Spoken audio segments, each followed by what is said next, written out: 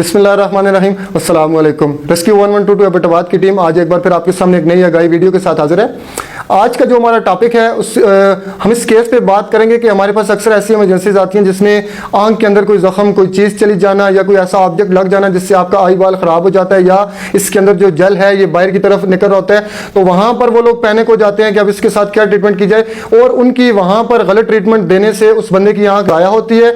हम आज इसी टॉपिक पर बात करने जा रहे हैं कि अगर आपकी आँख में कोई ऐसा ऑब्जेक्ट लग जाता है, कोई ऐसी चोट आ जाती है, तो आप उसको कैसे ट्रीट करते हुए उसकी आँख को बचा सकते हैं। और इसमें दो किस्म की इंजरीज आती हैं। पहली इंजरी में क्या होता है कि आपकी आंख में कोई ऐसा कोई लकड़ी का पार्टिकल, कोई लोहे का ऐसा छोटा जर्रा या कोई ऐसी चीज़ आपकी आंख में चली जाती है जिससे आपके आई बाल के ऊपर या कोई ऐसा स्क्रैच आ जाता है, जो चीज़ आपको इचीनेस फील होती है, आंख इची हो जाती है या आप उसको बार बार मसल रहे होते हैं लेकिन वो चीज़ नहीं निकल रही और ये काफ़ी दर्द का एहसास होता है इससे। तो ऐसे विक्टिम के पास जब आप पहुंचेंगे, आपने उसको रिलैक्स करते हुए उसकी आंख का पहले खुद मुआयना करना है। आपने उसकी आंख की नीचे वाली आईलिड ओपन करके इस बंदे को इंस्ट्रक्ट करना है कि आप ऊपर वाली तरफ देखें। इससे क्या होगा कि आंख का निचला हिस्सा आप देख सकते हो जिस तरह।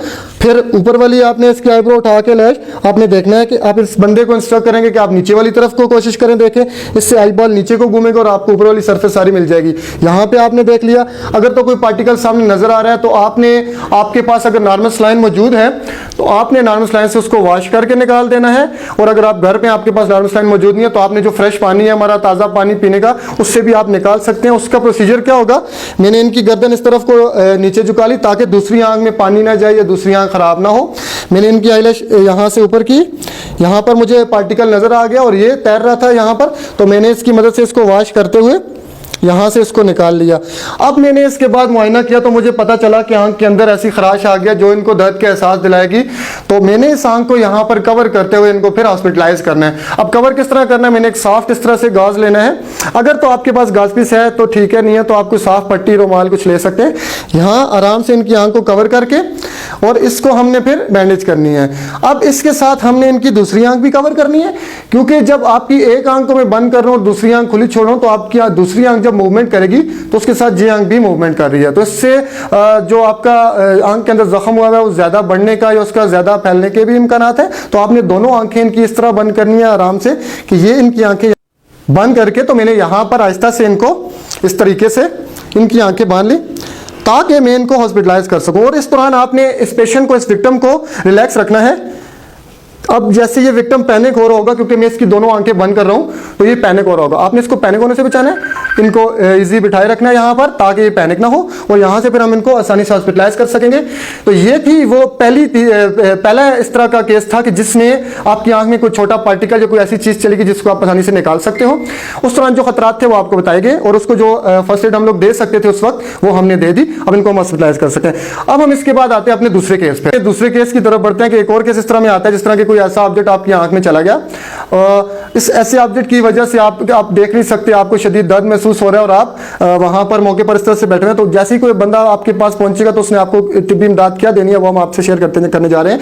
किस तरह का कोई ऑब्जेक्ट जब आपकी आंख में चला गया, कोई काम करते हुए या कुछ ऐसा काम, तो अगर तो ये किसी चीज से कनेक्ट है तो आपने कोशिश करनी है इसको पकड़ कर आसानी से, ताकि ये ज्यादा इसमें मूवमेंट ना हो, ये हिले चले ना, क्योंकि उससे आप ज्यादा नुकसान कर रहे हो। इसको किसी तरह से यहाँ से काट के आजाद करना है। उसके बाद जो आपने फर्स्ट एड देनी है वो आपको हम बताते हैं कि उसमें आपने क्या करना है। इस तरह का कोई हालो कप ले लेना है, ये भी चल सकता है, किसी दवाई का पैक भी चल सकता है, कोई भी ऐसी चीज जो यहाँ पे वैक्यूम बना सके। हमने इस कप में यहाँ पे सुराख कर लिया ताकि ये जो ऑब्जेक्ट है मैं इसके ऊपर एक वैक्यूम बनाता हुआ यहाँ से इस तरह से आ जाऊं और यहाँ पे इस ऑब्जेक्ट को प्लेस करके तो मैं इसकी बैंडेज करूंगा। ठीक है, यहाँ पर मैंने इसको प्लेस कर लिया।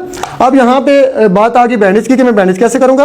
मैंने इनकी जो दूसरी आई बॉल थी वो भी कवर करते हुए मैंने इनकी जो यहाँ पे इंजरी थी उसको बैंडेज करनी है। दूसरी आंख को कवर करने का मकसद आपको पहले भी बताया गया ताकि एक आंख के साथ दूसरी आंख मूवमेंट ना कर सके। अगर ये आंख खुली छोड़ते हैं तो इसकी मूवमेंट से इसकी भी मूवमेंट होगी जिससे ज्यादा नुकसान होने का खदशा है। तो यहाँ पर कवर करके मैंने इस हालो कप को यहाँ पे लगा के सिंपली एक बैंडेज यहाँ पे इसके इर्द गिर्द घुमा दी। इससे क्या होगा कि अब जो मजीद नुकसान होने जा रहा है या हो सकता था मैंने उसको कम से कम कर दिया है। तो इस तरीके से मैं इस पेशेंट को जो बाहर की डस्ट या धूल मिट्टी इनकी आंख में लगने से ज़्यादा नुकसान हो रहा था या ये जो ऑब्जेक्ट है इसके हिलने से ज़्यादा टिश्यूज डैमेज हो सकते थे, मैंने उनको कम से कम कर दिया और यहाँ पर इस कंडीशन में मैं इस बंदे को हॉस्पिटलाइज कर सकता हूँ।